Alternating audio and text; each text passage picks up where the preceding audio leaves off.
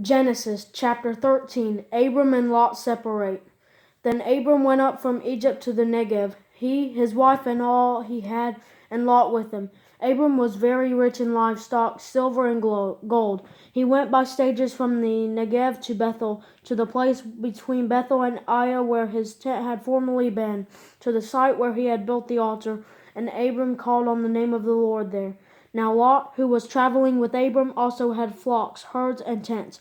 But the land was unable to support them as long as they stayed together, for they had so many possessions that they could not stay together. And there was quarreling between the herdsmen of Abram's livestock and the herdsmen of Lot's livestock. At that time the Canaanites and the Perizzites were living in the land. Then Abram said to Lot, "Please let's not have quarreling between you and me, or between your herdsmen and my herdsmen, since we are relatives. Isn't the whole land before you? Separate from me. If you go to the left, I will go to the right. If you go to the right, I will go to the left." Lot looked out and saw that the entire Jordan Valley as far as Zoar was well watered everywhere, like the Lord's garden in the land of Egypt.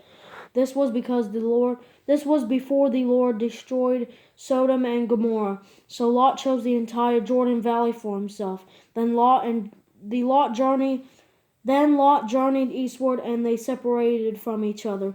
Abram lived in the land of Canaan, but Lot lived in the cities of the valley and set up his tent near Sodom. Now the men of Sodom were evil, sinning greatly against the Lord.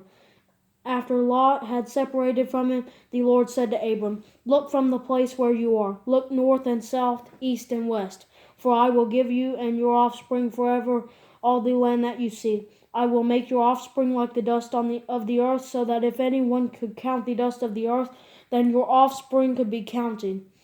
Get up and walk around the land through its length and width, for I will give it to you." So Abram moved his tent and went to live near the oaks of Mamre at Hebron, where he built an altar to the Lord.